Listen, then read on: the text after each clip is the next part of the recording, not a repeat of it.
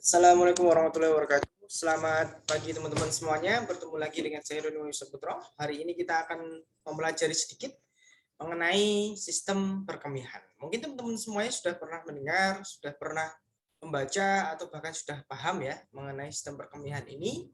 Yang pasti berhubungan dengan namanya juga berkemih. Kalau kita berkemih, yang kita keluarkan adalah cairan urin, buangan. Ya enggak? Nah, kita sebagai seorang ahli kesehatan harus paham nih teman-teman semuanya, karena dalam laboratorium salah satu sampel yang kita butuhkan untuk menegakkan diagnosa pasien, terutama pada urusan penyakit-penyakit urinalisa adalah urin. Karena dari urin inilah mencerminkan kondisi pada organ-organ pembentuk urin itu sendiri. Ya.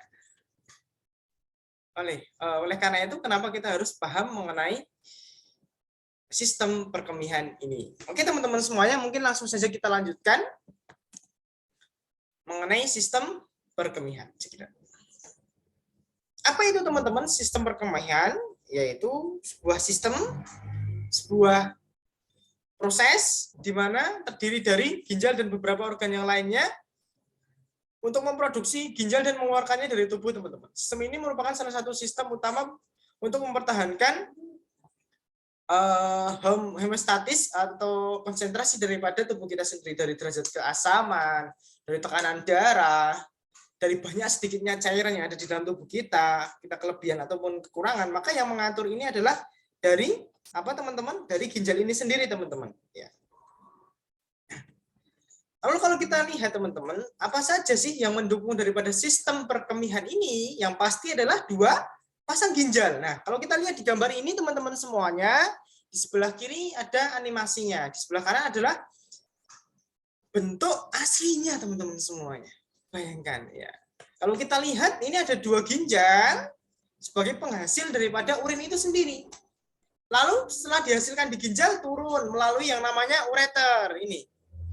Saluran selang kecil, ureter. Dia akan membawa hasil pembentukan urin dari ginjal turun untuk disimpan terlebih dahulu sebelum dikeluarkan, yaitu di mana di vesika urinaria. Oleh karena itu, kandung kemih atau vesika urinaria termasuk pendukung di sini. Dan setelah nanti vesika urinaria penuh, maka akan ada yang namanya proses kontraksi, proses perkemihan, lalu dikeluarkan oleh uretra, selang kecil satu ya. Kalau perempuan lebih pendek, kalau laki-laki lebih panjang. Nah, jadi harus kita ingat kalau kita mempelajari hal ini adalah sistem urinaria ini terdiri dari apa? Dua ginjal, dua ureter, satu kandung kemih dan satu uretra. Itu ya. Jadi terdiri atas 4 bagian tersebut. Oke, next.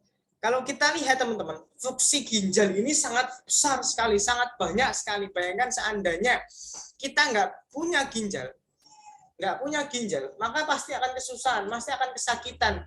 Karena ginjal inilah yang dia melakukan refresh dari darah kita, melakukan pengaturan-pengaturan dan pengeluaran daripada zat-zat organik yang ada dalam tubuh kita. Dari usam urat, ureum, terutama ya urea, dari sisa metabolisme, kreatinin, produksi pengurai hemoglobin, dan hormon yang sudah tidak bisa digunakan, maka itu akan dibuang. Pengaturan konsentrasi ion-ion penting. Kalau kita lihat ketika kita sakit, datang ke rumah sakit kok lemes, pasti yang pertama kali dicek adalah apa? Ion penting, seperti halnya elektrolit. Elektrolit itu terdiri dari apa teman-teman? Dari natrium, kalium, kalsium, ada magnesium, sulfat, fosfat. Karena ini adalah ion-ion penting. Kalau sampai mereka itu lebih dan kurang, maka akan mengganggu proses metabolisme tubuh. Atau mungkin nanti natriumnya atau kaliumnya yang tinggi dalam tubuh kita, maka pasti akan bahkan bisa menyebabkan kematian seandainya kalium ini kurang atau bahkan berlebih di dalam darah kita. Sehingga yang ngatur siapa? Ya ginjal ini buang apa enggak ya?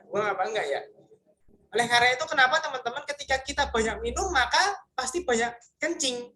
Karena di sini ginjal akan berusaha keras untuk menyeimbangkan berlebihnya cairan dalam tubuh, pasti akan dikeluarkan. Ini berlebih, keluarkan. Otomatis kalau banyak minum akan sehat. Kenapa?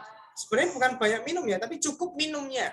Kenapa? Dan urin kita akan berwarna lebih jernih Karena racun-racun itu akan dibuang. Semakin sering terbuang semakin bersih kan gitu ya. Tapi kalau kurang minum, ginjal akan berat kerjanya karena darah yang harusnya disaraf ini kental sekali gitu ya. Kental sekali gitu. Lalu selain itu juga untuk pengaturan keseimbangan asam basa tubuh.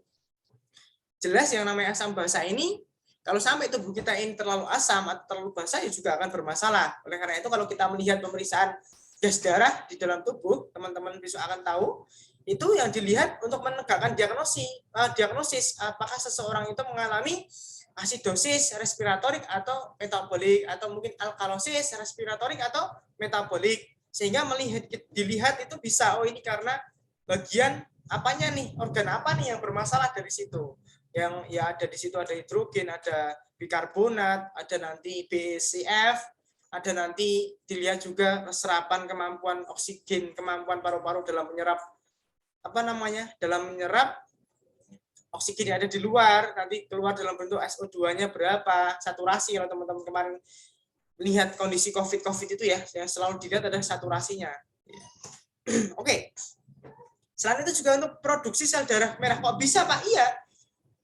Untuk mengeluarkan enzim eritropoietin ini, hormon eritropoietin ini yang nantinya adalah untuk memicu pembentukan eritrosit, teman-teman. Oleh karena itu kalau orang yang gagal ginjal akan diikuti masalahnya apa, teman-teman? Masalahnya adalah diikuti dengan anemia. Selain dia urea kreatinina tinggi sekali, racunnya banyak tertumpuk sehingga harus dicuci.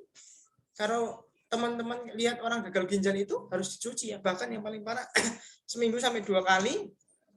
Kalau sudah seminggu 2 kali kok enggak mencukupi, kok enggak turun terus urea sama kreatinnya, terjadi keracunan ya akhirnya apa, teman-teman? Innalillahi, atau meninggal dunia. Makanya penting sekali untuk pembentukan sel darah merah. So ayo kita jaga ginjal kita. Pengeluaran zat beracun ya, ginjal mengeluarkan polutan, zat tambahan makanan, obat-obatan. Nah kalau kita mengkonsumsi obat berlebih, salah satu yang kena selain hati atau liver kita adalah apa, teman-teman? Ya ginjal kita. Bahan kimia semua yang di filter, kan fungsinya untuk memfilter. Jadi darah itu keluar, lalu masuk, lalu difilter di situ, teman-teman. Difilter sebelum kembali ke dalam tubuh. Yang nggak guna ya dibuang dalam bentuk urin, gitu ya. Oke, teman-teman semuanya, kalau kita melihat teman-teman semuanya, ginjal ini bentuknya seperti kacang. Ada dua kanan dan kiri. Kalau cuma satu berarti yang satu sudah didonorkan atau satu berkelainan, gitu ya. Terletak di area tertinggi yaitu pada dinding-dinding abdomen posterior yang berdekatan dengan 2 pasang iga terakhir atau disebut dengan rongga retroperitonia. Nanti kalau kita lihat siapa yang dia nempelin, itu di sini ada. Yang nempelin adalah siapa? Fascia renal ini, tapi nanti setelah ini. Nah, tiap ginjal itu posisinya beda kanan dan kiri. Kalau kanan lebih ke bawah karena apa? Di atasnya ada organ hati, teman-teman. Kan besar ya, dia akan terjun ke bawah. Tapi kalau yang kiri agak ke atas. Dan di atas mereka itu selalu ada yang namanya kelenjar adrenal. Kelenjar adrenal berfungsi untuk penghasil banyak sekali hormon walaupun bentuknya kecil. Sangat bermanfaat sekali. Kalau kita lihat anatomi kasarnya si ginjal ya, di luar ini dia akan dibungkus oleh fascia renal, pembungkus terluar. Gunanya untuk apa? Menempelkan si organ ini pada apa? Pada organ rongga retroperitonia. Nah, lalu ada lemak. Lemak ini gunanya untuk bantalan, teman-teman. Namanya juga lemak. Kemarin kita belajar mengenai jaringan ikat khusus, yaitu jaringan adiposa yang di sini fungsinya untuk apa? Untuk bantalan ginjal. Kalau ada benturan dan yang lainnya tidak langsung rusak karena ada bantalan lemak ini. So, jangan menghina orang yang gendut karena lemaknya akan bermanfaat baginya. Oke, teman-teman semuanya. Kalau kita lihat ya teman-teman semuanya, di sini ada kapsul fibrosa ginjal. Dia itu membrannya transparan. Kalau di sini kita antum lihat semuanya, di sini ada membran transparan. Yang fungsinya apa? Untuk membungkus si ginjal ini sendiri, teman-teman semuanya.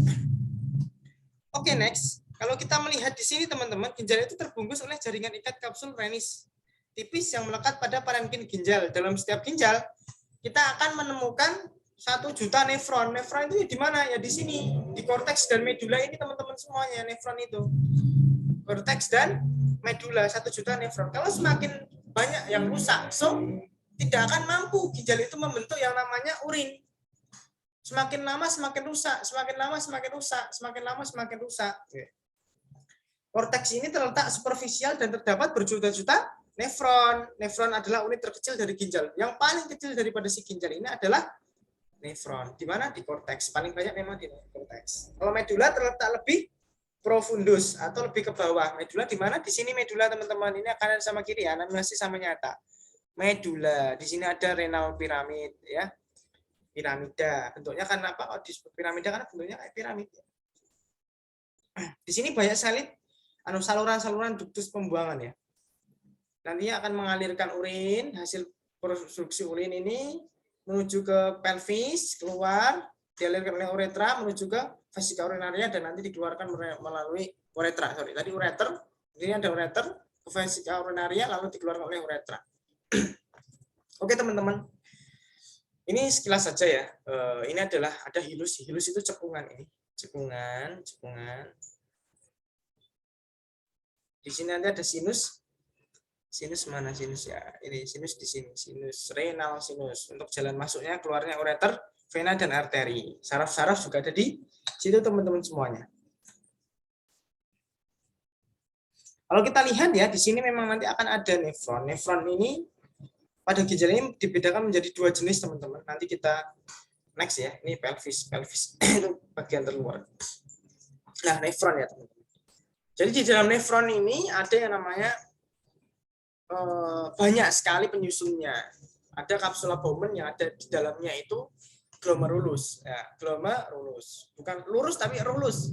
Lurus ya. Fungsinya untuk apa? Untuk menyaring darah pertama kali. Darah itu di sana itu ya di sini sehingga menghasilkan filtrat.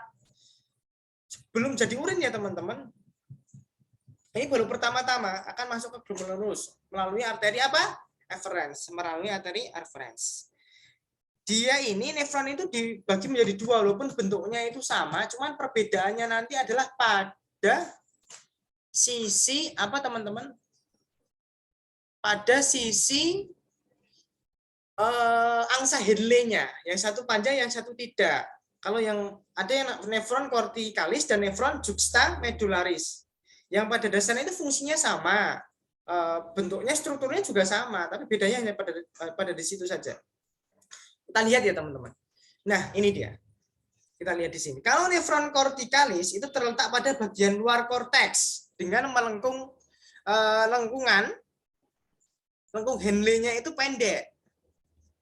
Kalau kamu lihat di sini ya, ini pendek teman-teman. Ini pendek. Cuman sampai di sini kan lengkung Henle-nya. Ini kan sama teman-teman. Sama. Lengkung Henle-nya cuman sampai di sini. Nah, ini disebut dengan apa? Nefron corticalis.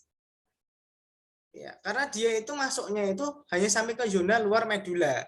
Kadang cuma di pertepian sini, teman-teman. Kalau yang juxta yang seperti apa? Yang juxta, nefron juxta itu terletak di dalam korteks, dekat dengan korteks medula. Tapi lengkung Henle-nya panjang, turunnya panjang jauh ke dalam zona dalam dari medula ini. Lihat, teman-teman, sampai ke sini.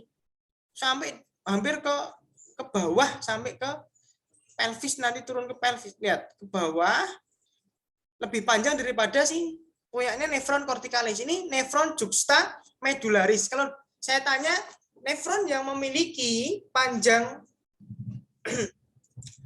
lengkung Henle lebih panjang dan turun penetrasinya hingga ke pertengahan medula atau bahkan ke bawah medula, siapa?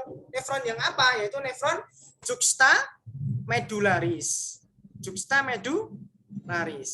Sebelum dia nanti berbalik ke korteks lagi, itu nanti dibuang ya, di sini.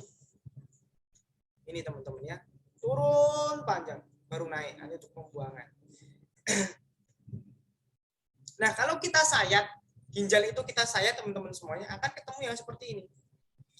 Korteks, ini korteks tadi sini ya, korteks, area korteks, area yang banyak sekali nefronnya. Medula, kebanyakan duktus walaupun ada nefronnya juga. Ini dia, ini glomerulus ini. Glomerulus ya, bukan lurus tapi rulus. Glomerulus ya, ini banyak sekali, jutaan teman-teman. Lalu ini kebanyakan ada lubang-lubang pembuangannya, lubang-lubang pembuangannya. Kalau kita lihat saraf ginjal ini terdiri dari lebih dari 15 ganglion ya teman-teman. Karena ginjal mendapatkan persyarafan dari flexus renal atau vasomotor. Saraf ini berfungsi untuk apa? Untuk mengatur jumlah darah yang masuk ke dalam ginjal. Saraf ini berjalan bersamaan dengan pembuluh darah yang masuk ke ginjal. Jadi ada saraf yang mengatur. Yang mengatur apa teman-teman? Banyak sedikitnya darah yang masuk.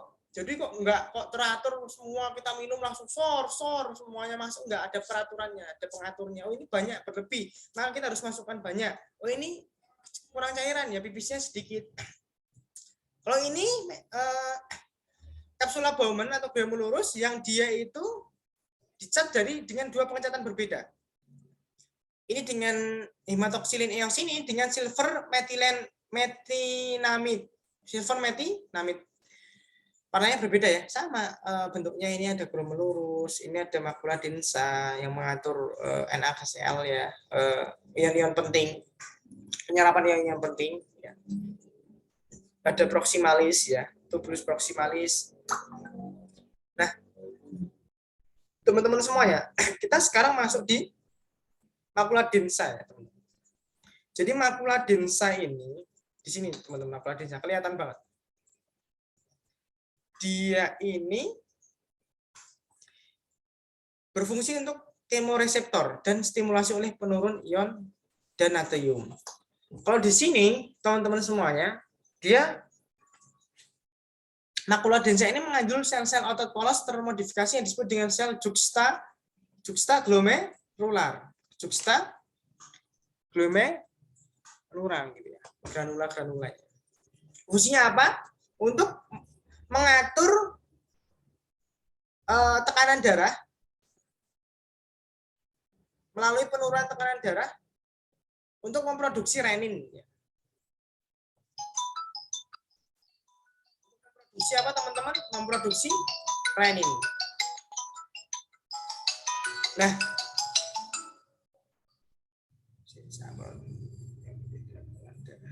lalu kalau kita lanjutkan ya di sini ya teman-teman semuanya. Kalau kita lihat lah ini itu nefron. Nefron itu ya ini teman-teman. Nefron, ada glomerulus, ada setelah dari glomerulus nanti akan keluar, dia akan ke proses pembentukan urin yang lain ya, sampai akhirnya nanti bertemu di tubulus collectivus dan dikeluarkan menuju ke pelvis lalu turun oleh ureter. Nah, makula densa itu ini teman-teman, makula densa bertugas untuk memonitor kadar Cl dalam tubulus distal sehingga aparatus juxtaglomerulus dapat mengatur langsung filtrasi glomerulus itu.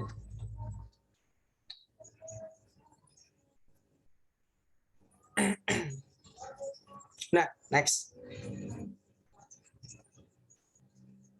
Jadi memang ginjal ini untuk mempertahankan homeostatis stabilitas volume, komposisi elektrolit dan seluruh cairan-cairan yang ada di dalam tubuh kita. Jadi darah yang dialirkan ke setiap ginjal melalui arteri renal teman-teman, arteri renalis renal, ren itu kan ginjal ya, dan keluar dari ginjal melalui vena renalis, darah yang melewati ginjal kurang lebih itu 1,2 sampai 1,7 liter per menit. Semenit itu yang kesaring segitu banyaknya teman-teman. Banyak banget loh itu teman-teman. Per menitnya. Bagaimana Allah itu menciptakan sebuah sistem perkemihan yang sangat kompleks ya. Manusia nggak bisa mungkin menciptakan hal seperti ini. Nyatanya nggak ada orang yang gagal ginjal lalu dia dicangkok alat. Kalau kita mungkin bensin dikasih pengirit bensin bisa, lo ginjal nggak ada teman-teman semuanya. Nah, di glomerulus inilah sebenarnya terjadi pembentukan urin mulai dari ginjal pertama kali itu ya ini di sini di glomerulus ini. Dia nanti akan difiltrasi.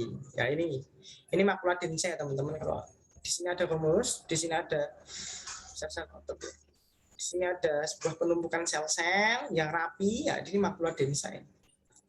Lalu kalau sudah selesai, teman-teman, sudah selesai dari glomerulus, maka dia akan terjadi proses reabsorpsi seperti itu. Kemana teman-teman? Ke tubulus proksimal. Setelah melewati proses filtrasi, maka tahap selanjutnya adalah proses reabsorpsi. Jadi ginjal mempertahankan gimana caranya agar seseorang itu tidak kehilangan darah yang banyak.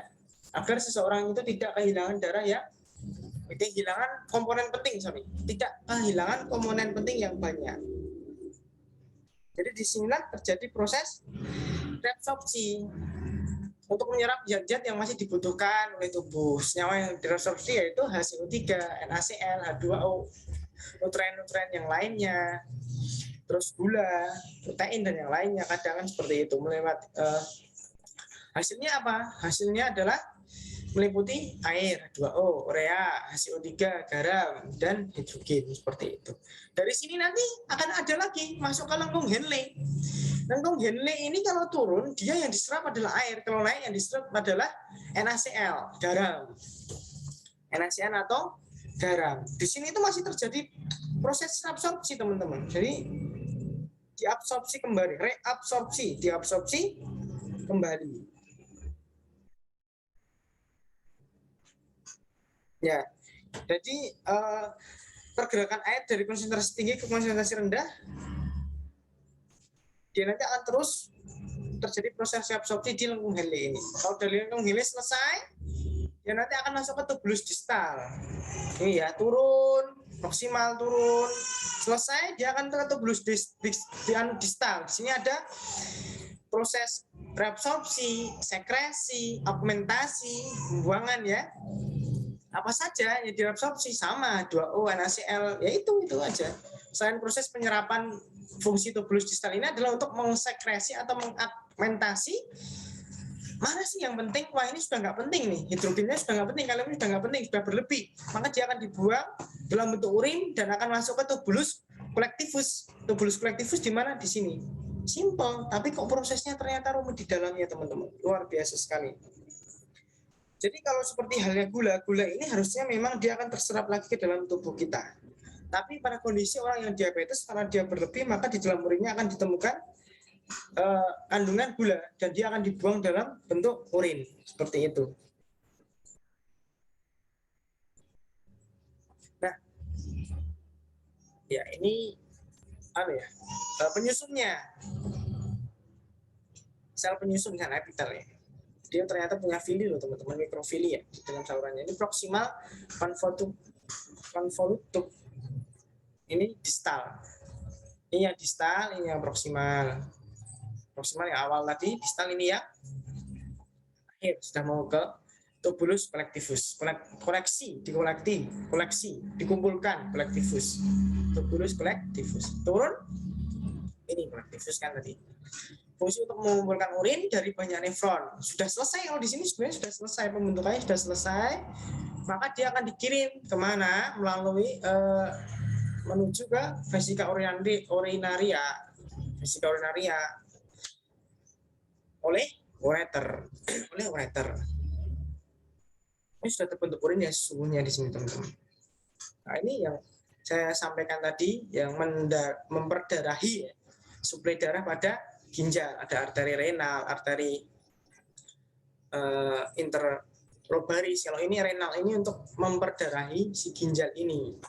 Kalau interlobaris ini mengalir di antara piramida interlobaris. Arteri arcuata untuk apa?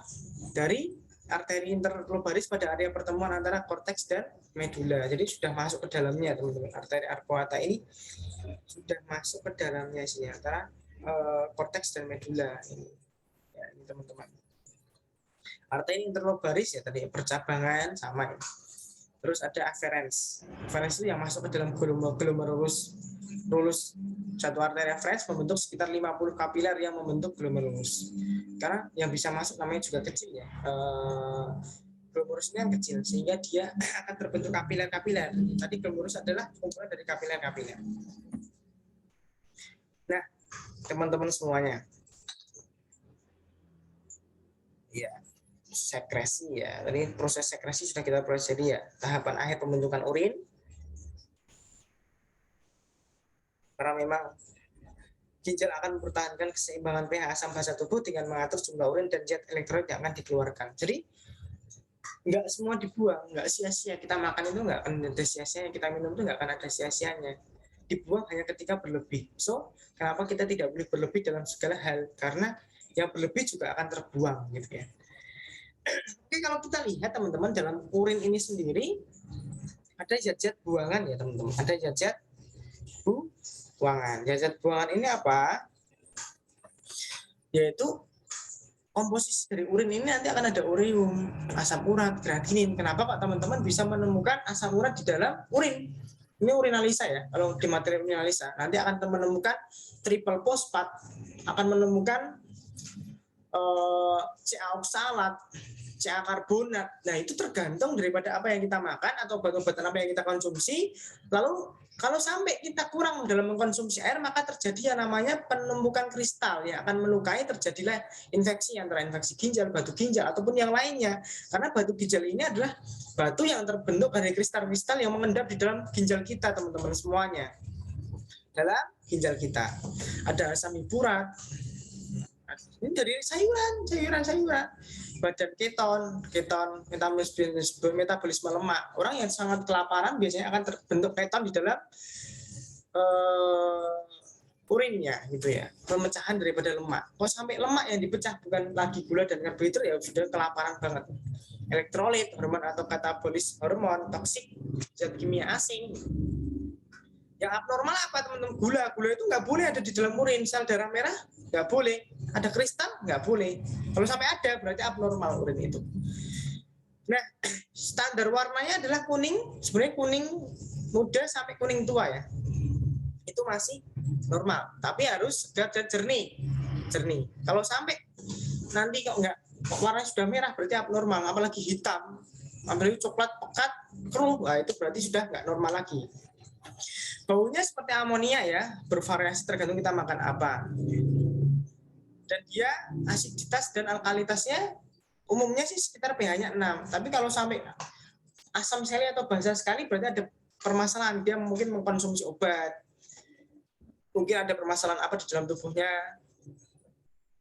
Kalau sampai yang dimakan itu banyak sekali protein tinggi, daging-daging, ya so akan menyebabkan tubuh kita ini asid menjadi asam. So pH-nya pasti akan asam. Tapi kalau kita memakan sayur-sayuran itu menyebabkan pH kita menjadi netral bahkan kebasa-basaan, dan itu bagus. Kenapa banyak orang mengkonsumsi air ya, jual air yang namanya air alkali itu mahalnya minta ampun? Ya karena di sini tubuh perlu penetral, tidak terlalu asam. Kalau terlalu asam, maka nanti akan terjadi masalah mesti di dalam tubuh kita. pH-nya kisarannya antara ini ya 1,001 sampai 1,035 tergantung pada konsentrasinya. Biasanya saya menemukannya 1,0025-an seperti itu, teman-teman semuanya di berat jenisnya ya. Biji air kan 1 ya.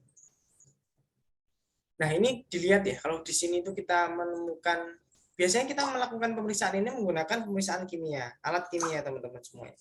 Menggunakan alat kimia. Nah, kok ada gula, berarti dia mungkin diabetes. Ada protein urin, berarti ada permasalahan yang lain, seperti halnya, ada permasalahan daripada glomerulonefritis, berarti ada nefron yang bermasalah di sini, mungkin dia bahkan mengkonsumsi protein yang tinggi juga bisa sih, gitu ya. Ada penyakit-penyakit ginjal yang lainnya, ada urusan dengan penyakit hati. Keton tadi adalah pemecahan daripada lemak, formasi akumulasi of keton bodies. Ya, ini biasanya seseorang yang dia itu diet apa namanya, diet ketat, terbentuklah keton. HB bahaya kalau ada HB, berarti dia mungkin anemia, ada reaksi transfusi ini ketika dia mungkin ditransfusi tapi nggak cocok, jadi darahnya pada pecah semua, livernya akan berat, diikuti dengan nanti munculnya bilirubin ini juga, bilirubinuria ini juga, kalau sampai dia terjadi reaksi transfusi, HB-nya juga ada di situ, terjadi bilirubinuria. Tapi kalau kita menemukan yang namanya eritrosit atau leukosit, biasanya adalah infeksi, entah itu di atas atau di bawah. Biasanya ada benturan, terkena benturan atau terkena apalah luka, atau biasanya ada kristal-kristal di dalam vesika urinaria yang dia menyobek-nyobek epitel dan jaringan sekitarnya sehingga terjadi perdarahan. So akan muncul yang namanya eritrosit dan leukosit, teman-teman. Piuria atau hematuria. Nah, dari ginjal tadi kita akan turun ke ureter. Ya, ureter ini jalan keluarnya urin dari ginjal menuju ke vesika urinaria. Ada pertamanya sebenarnya epitel ya, ada epitel transisional di situ. Lamina propria adalah jaringan ikat yang dan sangat kaya pembuluh darah serta mengandung kolagen dan elastin. Lamina propria mana? Ini menyatu dengan transisional epitelium. Lalu ada tunica muscularis, ini tiga yang pembentuk ureter ini ya, ini dinding ureter. Tunica lamina sebenarnya, tunica yang pertama kali ya, ini epitelium, tunica epitelium sebenarnya. Ini dia lamina propria ini dia akan menyatu dengan transisional epitelium. Kalau di sini ada tunica muscularis, jadi ureter terdiri dari dua lapis otot polos. Dia terdiri dari dua otot polos ini, muscularis. Lalu ada adventitia, ini isinya adalah pembuluh darah yang sangat banyak teman-teman semuanya. Pembuluh darah yang sangat banyak dan ada pembuluh limfer dan serat saraf di situ teman-teman, yang mensarafi. Nah, kalau dibedah kayak gini ya teman-teman semuanya. Ini pengecatan HE. Ini juga ada lumennya, ini epiteliumnya tadi. Di sini ada apa tadi? Lamina propria. Di sini ada apa? Strata smooth muscle layer 2 tadi. Lalu di sini ada apa? Adventitia, banyak sekali pembuluh darahnya yang mengalir di situ. Nah, di sini sudah dijelaskan ya teman-teman, lapisan luar ureter adalah adventitia. Isinya pembuluh darah sangat kaya sekali. Sangat kaya sekali. Diameternya berapa? 3-4 mm. Sebenarnya kecil sekali ya. Tapi kenapa bisa menghasilkan begitu banyak urin kita? Ada vesika urinaria teman-teman. Turun kita ke vesika urinaria. Vesika urinaria merupakan tempat penampung urinnya. Kapasitasnya sekitar 50 mili sampai 1,3 ya sebenarnya. Gede banget, bisa gede banget. Kalau dalam keadaan kosong bentuknya seperti piramid dengan apex pada bagian basal, tapi kalau dia nanti full, maka dia seperti halnya telur bentuknya. Kalau kita lihat teman-teman, proses berkemih itu seperti apa sih? Urin normal yang diproduksi ginjal sekitar 0,5 sampai 2 mili, bayangkan per menitnya. Kalau 1 jam sudah berapa? Yang dikontrol oleh gelombang peristaltik. Jadi ada gelombang peristaltik yang nanti dia menurunkan urin, menyuruh kita untuk kencing. Jadi secara fisiologis ada 4 syarat harus terpenuhi agar proses perkemihan ini berlangsung normal teman-teman. Karena dari vesika urinaria ini kan sudah disimpan, nanti akan disimpan di sini teman-teman, disimpan di sini. Yaitu kapasitas kandung kemih yang adekuat. Jadi nggak ada masalah di situ. Pengosongan kandung kemih yang sempurna. Jadi tidak orang yang menderita prostat itu kencingnya nggak tuntas. Berlangsung dalam kontrol yang baik dan setiap pengisian dan pengosongan kandung kemih tidak berakibat buruk terhadap saluran kemih bagian atas dan ginjal. So teman-teman jangan sampai kalau sampai sudah pengen kencing kok mau nahan kencing ya, karena efeknya apa? Nanti akan terbentuk bakteri di dalam vesika urinaria atau bahkan nanti urin ini akan kembali ke atas dan menginfeksi ginjal. Bisa terjadi gagal ginjal nanti teman-teman. Jadi memang pengaturan proses berkemih ini terjadi melalui persyarafan medula spinalis ya teman-teman dan sistem saraf pusat, di mana pusat persyarafan kandung kemih pada medula spinalis ini berhubungan dengan pusat miksi yang terletak pada batang otak bagian bawah. Pada batang otak bagian bawah melalui persyarafan afferens dan efferens. Yang langsung ke ginjal tadi, syarafnya tadi saya jelaskan, saya sampaikan tadi. Awalnya dari mana ya? Dari vesika urinaria ini teman-teman. Ini adalah penyusunnya, ada epitel transisional, mukosa, lamina propria, ya ini bisa dilihat teman-teman semuanya. Ini baru tunika mukosa loh ya, baru lapisan awal itu isinya kayak gini teman-teman. Tunika mukosa, lapisan ada transisional, sama ya, sebenarnya hanya mirip-mirip dengan yang tadi awal kita lihat pada ureter, lapisannya juga mirip 3 ya. Tunika mukosa. So, gimana sih teman-teman bisa terjadi proses perkemihan itu? Proses perkemihan ini adalah siklus pengisian dan pengosongan kandung kemih sebenarnya. Kalau sampai nanti ya teman-teman, dia sudah memasuki ambang, urin ini sudah mengisi vesika urinaria sampai hampir penuh, maka otot kandung kemih akan meregang dan mengirim impuls melalui saraf afferens ke medula spinalis yang ada di otak bagian bawah tadi, teman-teman, untuk kerasa kencing nih, pengen kencing nih gitu. Nah, tapi kadang ketika kita belum pengen berkemih, ini masih bisa ditunda. Apabila proses berkemih belum dapat dilakukan, maka otak akan mengirim sinyal untuk menahan rangsang miksi atau inhibisi.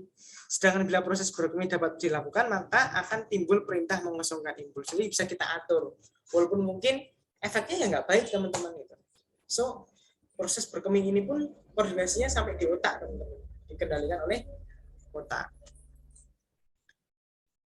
Ya, ini lapisan pertama ya.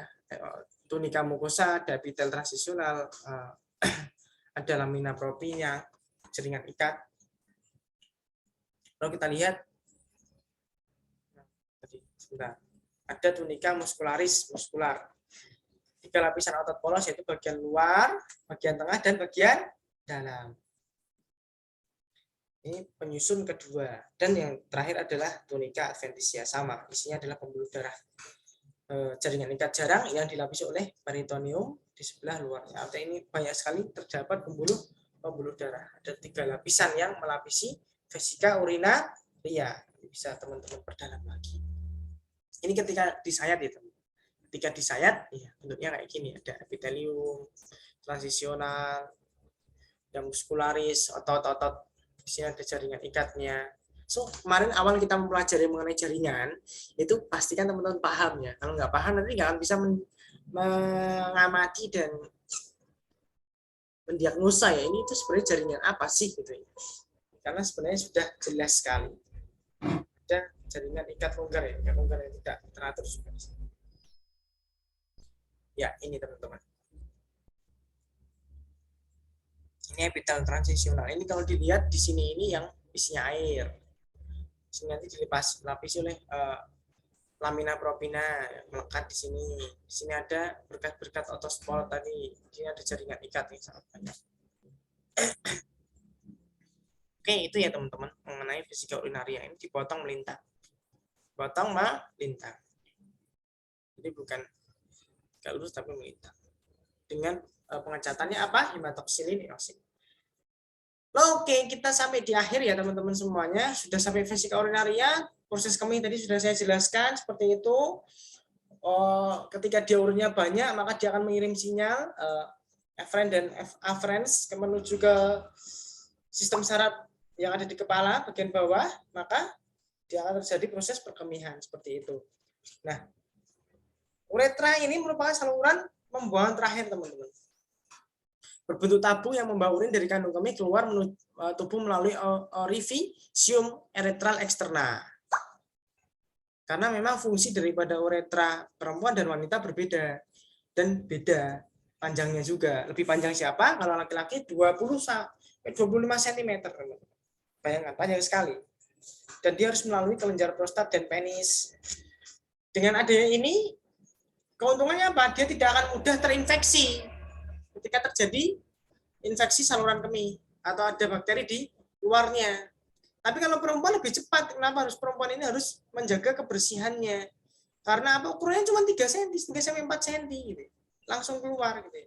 Dan mudah terinfeksi karena cuma pendek jalannya. Terinfeksi ke vesika, naik ke ginjal. Nah, ini dia. Kita lihat gangguan-gangguan perkemihan sekarang. Tadi sudah paham ya teman-teman, dari pembentukan urin sampai keluar lewat penis, lewat vagina, jalan keluarnya milik wanita. Lalu kita lihat gangguan perkemihan. Yang pertama adalah batu ginjal, ngeri ya. Ini yang sering terjadi di masyarakat sih. Sampai segininya ya, penyakit batu ginjal atau nefrolitiasis. Kalau sudah kayak gini ya harus dioperasi. Atau biasanya sih bisa sebenarnya dengan apa ya itu?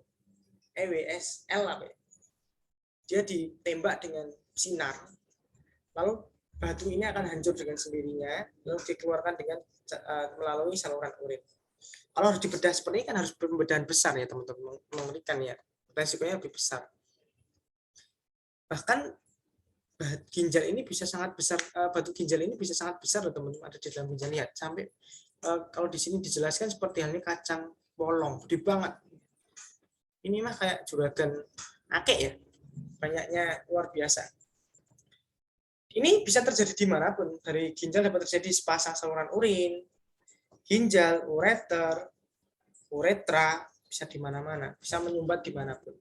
Efek karena apa sih teman-teman bisa terjadi? Karena kantung kita semua ini kadang menahan pipis kita, menahan kencing kita.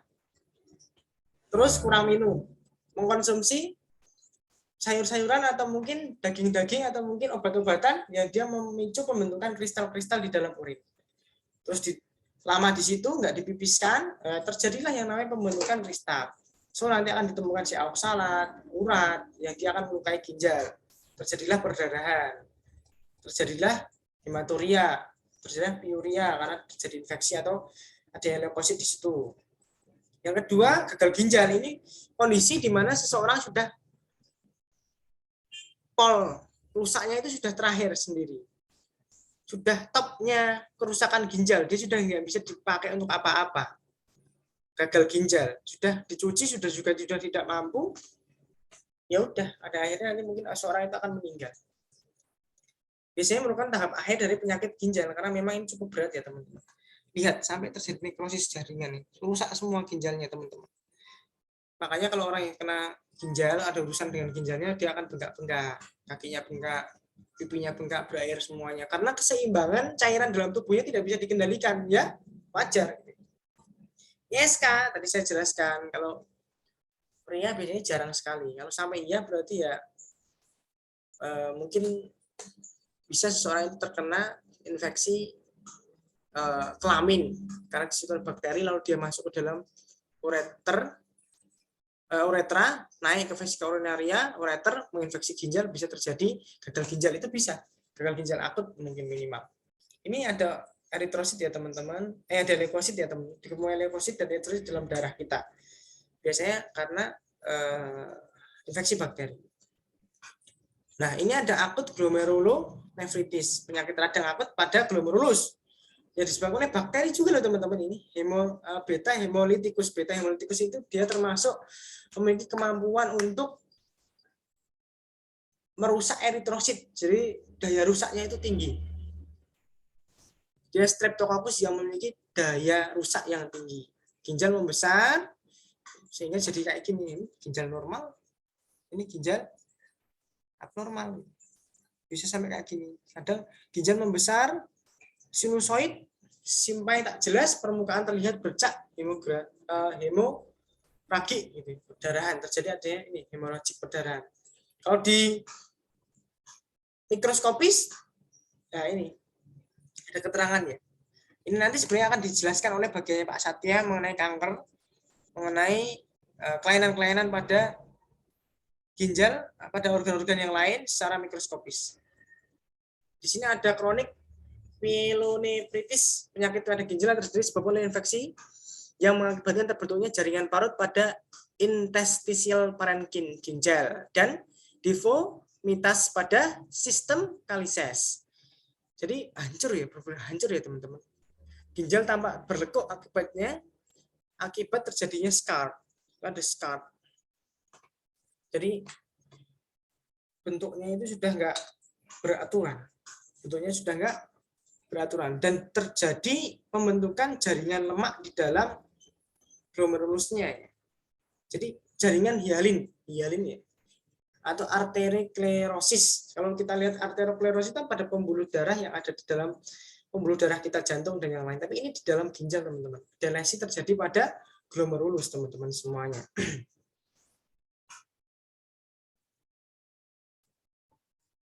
Jadi terbentuk scar atau luka, bekas-bekas luka, ada perdarahan, hemoragik, mengerikan sekali. Jadi ini sudah dibelah ya teman-teman, ini sudah dibelah. Ini Grawitz tumor, jadi terjadinya tumor mengerikan sekali, tumor ginjal. Ini tumornya ini teman-teman. Ada karena perdarahan, bercak hitam, dan sklerosis. Kalau di mikroskopis ya ditemukan sel tumor, biasanya sel-sel abnormal yang dia lebih membesar dari biasanya.